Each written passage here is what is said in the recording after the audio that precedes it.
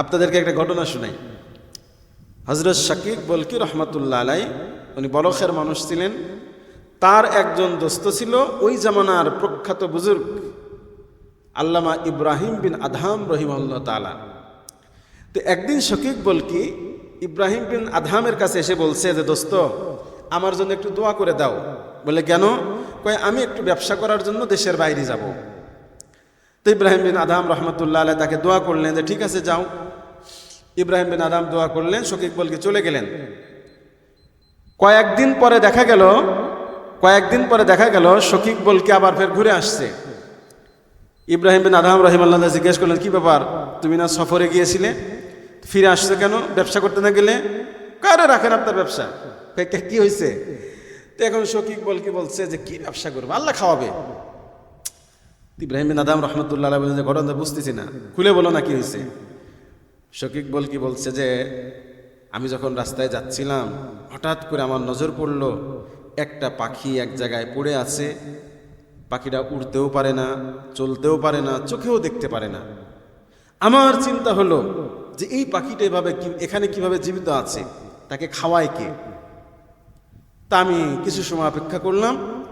তো দেখলাম যে একটা পাখি আসলো, তার মুখে খাবার, সে নিয়ে এসে এই পাখির মুখে খাবার দিল, এই পাখিটা খাবার খেল।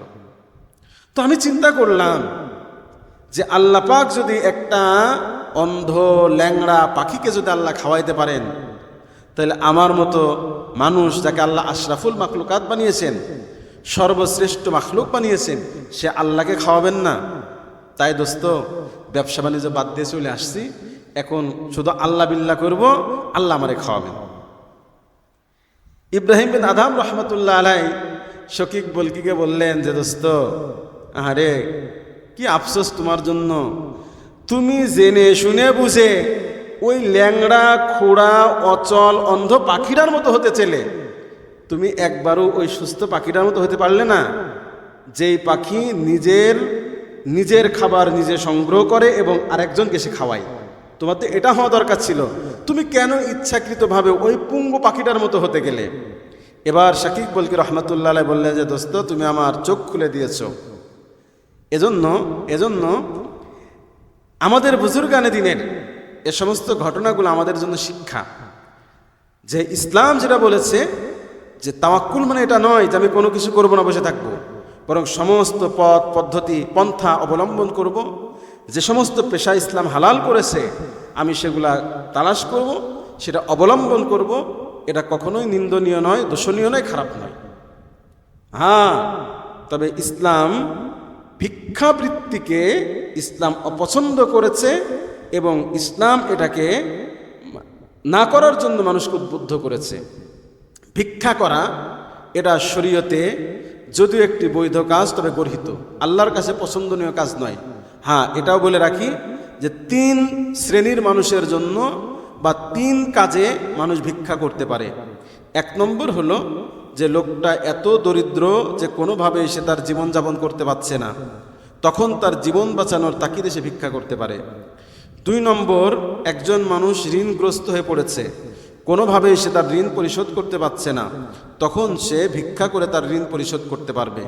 3 নম্বর হলো রক্তপণ আদায় করার জন্য সে ভিক্ষা করতে পারে। রক্তপণ মানে মনে করুন যে কোনো মানুষ কাউকে হত্যা করেছে, তো সে আসামি হিসেবে ধরা পড়লো যে হত্যা করেছে, তো হত্যার বিচার হলো যে তাকে হত্যা করা হবে। আরেকটা এখানে সুযোগ আছে, নিহত ব্যক্তির পরিবার যদি রাজি হয় যে আমরা তাকে হত্যা করব না, বরং সে আমাদের যে আত্মীয় বা আমাদের যাকে হত্যা করেছে তার রক্তপণ স্বরূপ যদি সে কিছু টাকা পয়সা দিয়ে দেয়, আমরা তাকে হত্যা করব না, এটাকে বলে রক্তপণ। তো এটা যদি দেওয়ার জন্য কোনো ব্যক্তি ভিক্ষা করার প্রয়োজন বোধ করে, তাহলে সে ভিক্ষা করতে পারে। এছাড়া আর কোনো কারণে ভিক্ষা করার অনুমতি ইসলাম দেয় নাই, বরং রাসূল করিম সাল্লাল্লাহু আলাইহি ওয়াসাল্লাম হাদিসের মধ্যে বলেছেন যে ভিক্ষুকরা কিয়ামতের ময়দানে আল্লাহ তাআলার সামনে এভাবে উপস্থিত হবে যে তাদের চেহারার ভিতরে কোনো গোশত থাকবে না। নাউযুবিল্লাহি মিন যালিক। এখন বর্তমানে আমাদের সমাজে যেই ভিক্ষুক আছে, অধিকাংশ ভিক্ষুকই হলো পেশাদার ভিক্ষুক। এরা মূলত ভিক্ষুক না, এরা অভাবের কারণে ভিক্ষা করে না, বরং এরা স্বভাবের কারণে ভিক্ষা করে। আমি অনেকের সম্বন্ধে জানি বা অনেক সময় শুনেছি যে অনেক মানুষ ঢাকা শহরের বিভিন্ন আভিজাত্য এলাকায় ভিক্ষা করে, কিন্তু তার ছেলে মেয়ে ভার্সিটিতে লেখাপড়া করে এবং তার বাড়িতে ঢাকাতে 5 তলা বাড়িও আছে। আবার আরও গর্হিত কথা শুনবেন যে কিছু ভিক্ষুক আছে এরকম এই আভিজাত্য এলাকা থেকে ভিক্ষা করে নিয়ে এসে আশপাশ, যেমন মনে করুন উত্তরখান, দক্ষিণখান, তুরাগ, এরকম একটু উত্তরা গুলশানের থেকে নিম্ন এলাকায় যারা থাকে ওরা ওখান থেকে ভিক্ষা করে নিয়ে এসে এই এলাকায় আবার পয়সা সুদের মধ্যে লাগায়। নাউযুবিল্লাহ মিন যালিক। এভাবে প্রতারণা করে তারা ভিক্ষা করে। তাহলে এই পেশাদার ভিক্ষুক, যেখানে ভিক্ষা সম্পর্কে রাসূলুল্লাহ সাল্লাল্লাহু আলাইহি ওয়াসাল্লাম এত কঠিন কথা বলেছেন, সেখানে এদের অবস্থা কী হবে? ওই দিন আমাকে আমাদের এই উত্তরখানে এক ভিক্ষুকের কথা শোনাইলেন। একজন লোক, সে গড়িয়ে গড়িয়ে রাস্তায় ভিক্ষা করে। তিনি বলেন যে এক জায়গায় চা খেতে বসছে এই ভিক্ষুক, হঠাৎ করে তার ফোন আসছে। তো সে কোমর থেকে ফোন বের করছে, আইফোন 13 প্রো ম্যাক্স। লোকেরা আশ্চর্য হয়ে গেছে, একজন ভিক্ষুক সে আইফোন ব্যবহার করতে পারে, অথচ একজন ব্যবসায়ী কিন্তু স্বাভাবিকভাবে সম্ভব হয় না।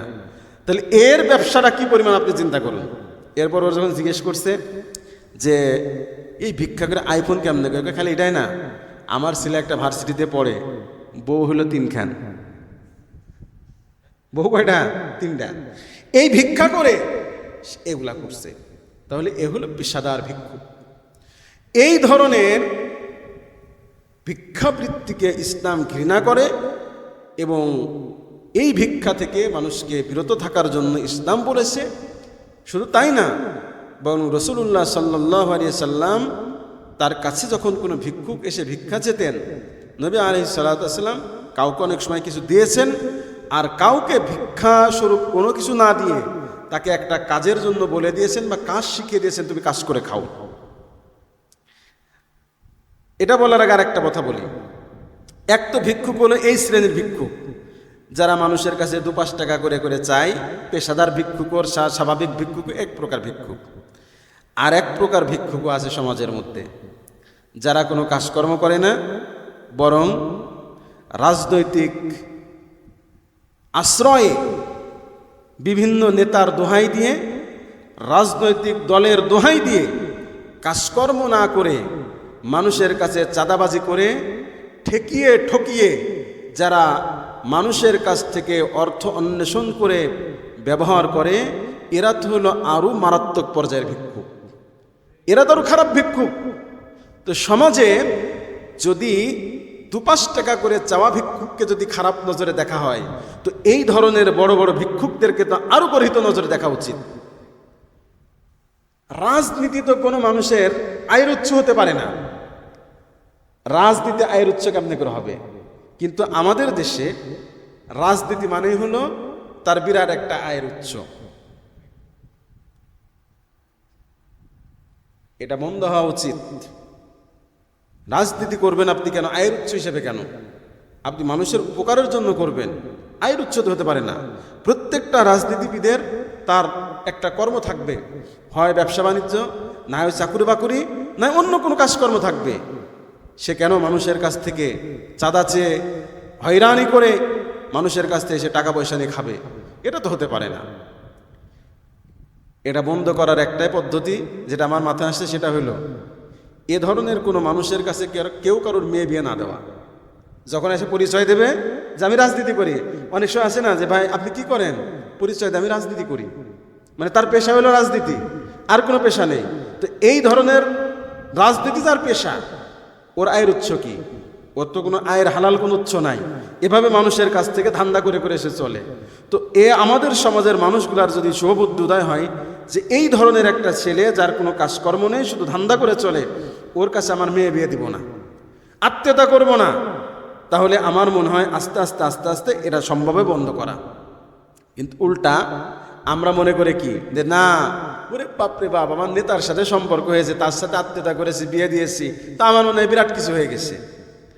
যাই হোক, যে কথা বলছিলাম, এজন্য ভিক্ষাবৃত্তিকে ইসলাম খারাপ নজরে দেখেছে, খারাপ চোখে দেখেছে। রাসূলুল্লাহ সাল্লাল্লাহু আলাইহি সাল্লামের কাছে এক সাহাবী এসে বললেন, ইয়া রাসূলুল্লাহ, আমার ঘরের মধ্যে খাওয়ার কিছু নাই, আমাকে কিছু দেন। রাসূলুল্লাহ সাল্লাল্লাহু আলাইহি সাল্লাম তাকে বললেন, তোমার ঘরে কি আছে বলো। তিনি বললেন, কোনো কিছুই নাই, একটা পানি খাওয়ার একটা পাত্র আছে কাঠের তৈরি, আর একটা কম্বল আছে যার অর্ধেক আমি গায়ের মধ্যে দিই আর অর্ধেক বিছানা বানিয়ে আমি ঘুমাই। নবীজি বললেন, যাও এই দুইটা নিয়ে এসো। সাহাবী নিয়ে আসলেন। নিয়ে আসার পর রাসূলুল্লাহ সাল্লাল্লাহু আলাইহি সাল্লাম বললেন যে, মাইয়াশতারি, কে এই দুইটা কিনবা? একজন সাহাবী বললেন যে, নবীজি আমি 1 দিরহাম দিয়ে কিনতে রাজি আছি। নবীজি বললেন, মাইয়াজিদ, কে আর একটু বেশি দিবা? আরেকজন সাহাবী বললেন, ইয়া রাসূলুল্লাহ, আমি 2 দিরহাম দিয়ে কিনবো। নবীজি তার কাছে এই দুইটা জিনিস 2 দিরহামে বিক্রি করে দিলেন। দিয়ে 1 দিরহাম দিলেন তার খাদ্য খাবার কেনার জন্য, আর 1 দিরহাম নবী আলাইহিস সালাতু ওয়াস সালাম তাকে দিলেন যে, যাও এটা দিয়ে কুড়াল কিনে নিয়ে আসো বাজার থেকে। সাহাবী কুড়াল কিনে নিয়ে আসলেন। নবীজি নিজ হাতে হাতল লাগিয়ে দিয়ে বললেন, যাও এবার জঙ্গলে গিয়ে কাঠ কাটবে, 15 দিন যেন তোমাকে মদিনার আশপাশে দেখা না যায়, তুমি যাও কাঠ কাটবে।